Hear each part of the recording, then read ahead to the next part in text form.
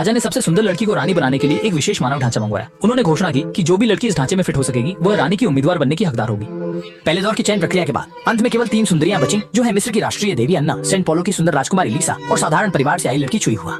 但只有身材与美貌远远不够。为了进一步考验他们，国王有名独立抬来一个圆桌，并在台面盛上3杯美酒，告诉他们其中一位先有剧毒，印下即可致命。क्योंकि रानी बनना चाहती हैं, इसलिए राष्ट्रीय भाग्य को प्रभावित नहीं कर सकती। इसके बाद सैनिक अचानक 3 मृत्युदंड कैदियों को ले आए। राजा के आगे के खिलाफ जाने की हिम्मत नहीं थी। उन्होंने तुरंत शराब के गिलास की ओर हाथ बढ़ाया और अपनी किस्मत पर छोड़ दिया। सच में बीच वाले भाग्यशाली ने जैसे ही गले से नीचे उतारा, तुरंत जहर का असर हो गया और उसकी मौत हो गई। तीनों उम्मीदवारों ने यह दृश्य देखा और डर के मारे उनके चेहरे का रंग उड़ गया, लेकिन उन्हें पीछे हटने का मौका दे बिना राजा ने सीधे तीनों की आंखों पर पट्टी बांध दी और नए शराब के गिलास बदल दिए। जब जहरीली शराब को पूरी तरह से भर दिया गया तो सैनिकों ने फिर से शराब के गिलासों की टर्न को बेतरतीब कर दिया ताकि प्रतियोगिता पूरी तरह से निष्पक्ष हो सके। लेकिन जब आंखों की पट्टी हटाई गई तो वो तीनों उम्मीदवार गहरे संकोच में पड़ गए।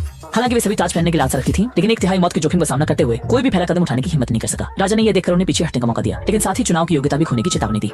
ठीक जब माहौल गंभीर था तब अचानक मिस्र की देवी आगे आ गई। सभी की उम्मीदों के विपरीत उन्होंने बिना किसी झिझक के सीधे राजा से कहा कि वह चुनाव से बाहर हो रही है। राजा ने भी उसे परेशान नहीं किया, यह मानते हुए कि साहस की कमी वाले व्यक्ति को रानी बनने का कोई अधिकार नहीं है। इसलिए अब केवल 2 अंतिम उम्मीदवार बचे हैं, सेंट पॉल की राजकुमारी लीसा और आम लड़की चुई हुआ। दोनों ने अंत तक संघर्ष करने का दृढ़ निश्चय किया। पहले लीसा राजकुमारी ने पहले एक प्याला शराब उठाया, लेकिन जमीन पर जड़ से मरे हुए शव को देखकर उसने अचानक प्याला नीचे रख दिया और तुरंत राजा से प्रस्ताव किया कि पहले चुई हुआ को चुनने दिया जाए।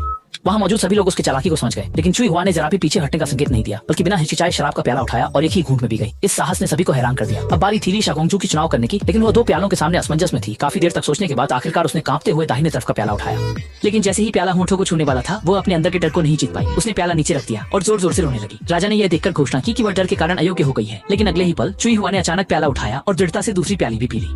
लीसा राजकुमारी ने मन ही मन राहत की सांस ली कि वह एक मुसीबत से बच गई, लेकिन देखा कि तुरंत बाद चुई हुआ ने तीसरा प्याला उठाया, जो कि आखिरी जहरीला होना चाहिए था, लेकिन चुई हुआ ने उसे भी बड़े खून में पी लिया। राजा ने यह देखकर बहुत प्रसन्नता व्यक्त की और चुई हुआ से पूछा कि वह इतनी बहादुर क्यों है।